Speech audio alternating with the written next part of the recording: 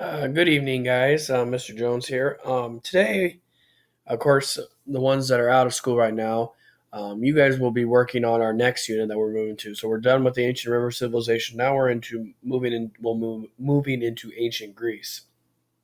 Um, this will be a considerable unit. Have a lot of different information, but not as extensive and varied as the ancient river civilization because we're talking about basically four different types of civilizations that are going on in our world. So this is an interesting one that students will like, and I hope you really enjoy it.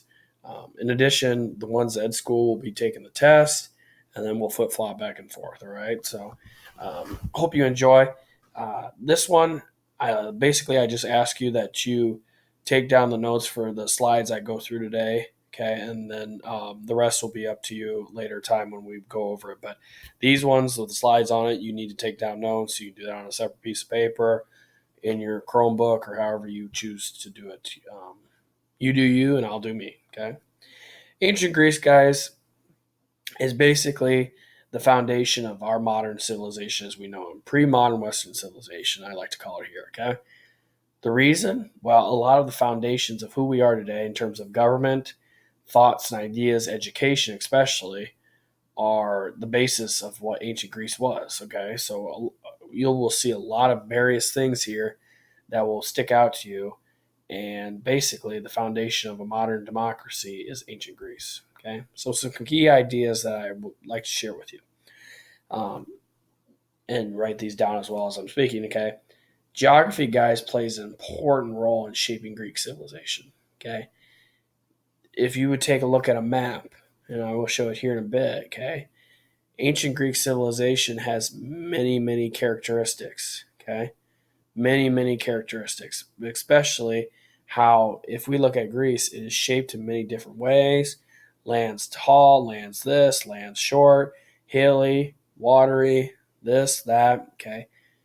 That geography plays important. Also, there are people of the sea. So, people of the sea are going to just rely on trading and moving around. Okay. In addition, they left a rich heritage and learning. Okay. Philosophy and arts, teaching, learning, they love to investigate stuff. They want to know more about our world, okay? Another thing as well is our democratic government. Democratic government is developed in ancient Greece, okay? We will talk about that later in terms of what the difference is between our government and their government. Finally, through trade and conquest, in addition to cultural exchange, ancient Greece prospers, guys. Okay, so they go through many ups and downs, and like many of these civilizations, it's like a roller coaster. Okay, fortunately enough for us, our roller coaster will hopefully never go like this, but they made enough contributions to our world that they spread and they also suffered some serious consequences over time. Okay. Video at hand, you can take a look at it if you want. I will attach the slides in here. But basically, this video goes over how ancient Greece has done many things in our world and has different things. So, well, actually, I'll just play it for you quick. Okay. Art, philosophy, democracy, and heroes. These are just a few achievements of the legendary civilization known as ancient Greece. Ancient Greece was born on the shores of the Aegean Sea about 4,000 years ago. In over a millennium, it expanded to lands as far west as Spain and as far east as India. Throughout this age of empire, the ancient Greeks made political, militaristic, and cultural achievements that resonated long after their empire fell. Part of the ancient Greeks' legacy involved politics, one of which was the political system of Greece itself. Unlike many nations that were under unified rule, Greece was a collection of over 1,500 territories that acted as sovereign nations. Called city-states, these territories had their own rulers and sometimes fought each other. Another political development was the institution of the first large-scale democracy. Developed in the city-state of Athens, democratic rule was a way to give the Greek people representation and political power. The Greeks also earned a strong reputation for their military. The military helped expand the Greek Empire by establishing colonies overseas, and it protected Greece itself from foreign invaders like the Persian Empire. When such a threat occurred, city-states united to defend their homeland. Many Greeks, particularly in Sparta, took immense pride in their military and regarded their soldiers as heroes. Their heroism was often turned into legend thanks to literary works like the Iliad. War heroes also inspired the creation of the Olympics, which celebrated physical competition. Of all aspects of ancient Greek civilization, their cultural contributions left a considerable mark on the Western world. Particularly noteworthy were the ancient Greeks' art and architecture. They created incredible sculptural works, such as standing figures and reliefs. Plus, they developed 3 types of columns and incorporated them to structures like the Parthenon. This artistry was imitated by other civilizations and spread throughout the globe for thousands of years. How the Greeks interpreted the world was also reflected in other cultures. Greek religion, which was comprised of many anthropomorphic deities, helped shape the spiritual beliefs of the Etruscans and later the ancient Romans. Greek philosophy, which explored matters of reason, ethics, and natural law, influenced later civilizations' achievements in politics and science. Greek language made quite an impact as well. Ancient Greek, at about 3,400 years old, provided the basis of many modern languages. The English language alone has thousands of words with Greek roots. Ancient Greece's artistry, regard for heroes, and democratic rule left a considerable impression on world history. With contributions that lasted for millennia, the civilization of ancient Greece is nothing short of legendary.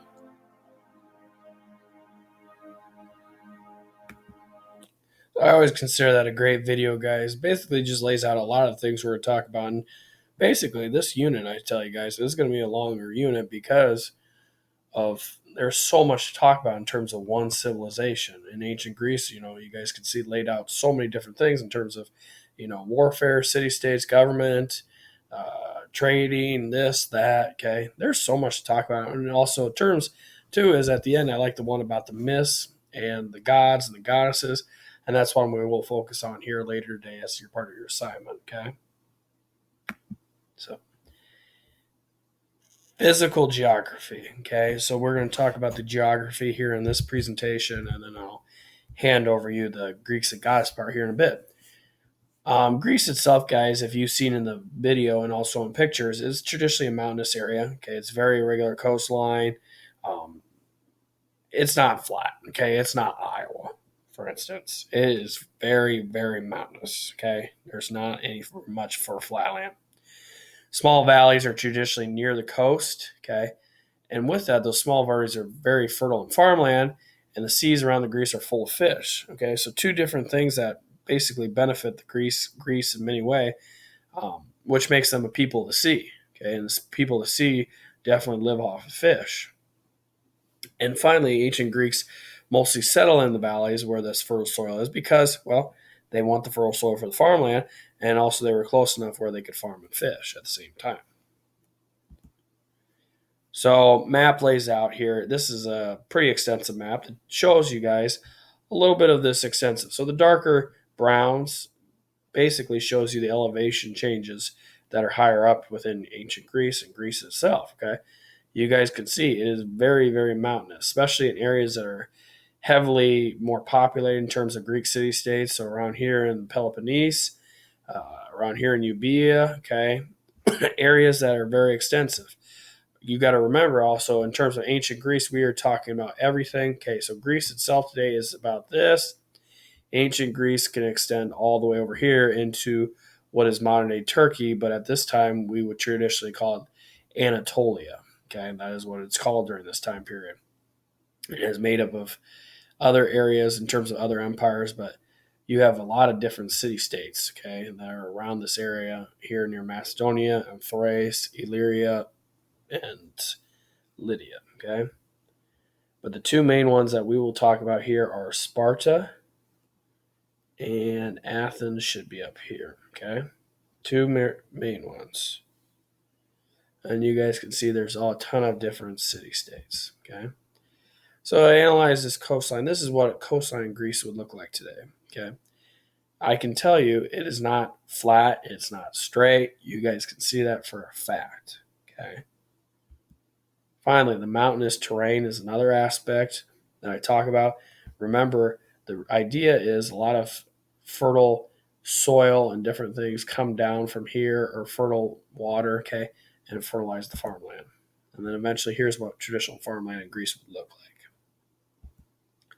Okay, so here is an idea of what Greece looked like before it got into what we consider a more organized ancient time period. So before that, a lot of this area here in the purple, guys, was just tribal areas, and these were the actual city states. Okay, so here's the Athens and Attica, Corinth, Argos, Argolis. Okay, all these different ones, and the one that always kids get the kick out of was Lesbos. Okay, but the importance is, as time goes on, this expands, and so does the experience of the ancient Greeks expands. Okay, so the impact of geography. Okay, so Greek settled areas are pretty much everything around here. But the first considerable areas we're going to talk about in terms of ancient Greece that contain civilization at its beginning point is places called Athens, Troy, Knossos, okay, Miletus, and Mycenae, okay. So the rise of city-states, guys. So in prehistoric times, there was traditionally two civilizations that we have identified from archaeology. There's the Minoans and the Mycenaeans, okay, or the Mycenaeans, I should apologize, and they develop around the Aegean region. We think they're basically prehistoric time, but from what we are analyzing today, we think about 12,000 BC. We believe they just collapsed. They did, both of them just disappeared.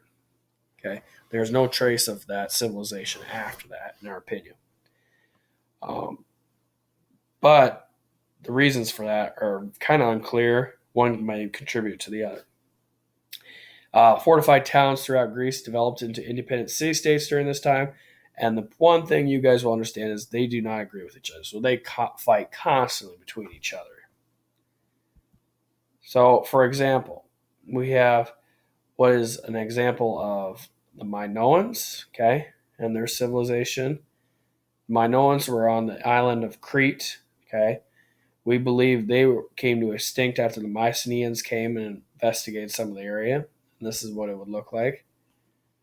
And the Mycenaeans were the second civilization of Greece, and they eventually took over the Minoans, and they were eventually collapsed because of inner warfare and just in general. We think as time moves on, civilizations kind of disappear because of infighting and turmoil, etc. Okay, so Mycenaeans, for example, here take over much of Minoan on the island of Crete, and they take ideas of fortified structures and sea travel as their main counterpart. Okay, and also cities like this are Mycenaean in thought. Okay, and they take a lot of those structures from the Minoan civilization. Okay, thanks for listening, guys. We will go over more next time, but have a good day.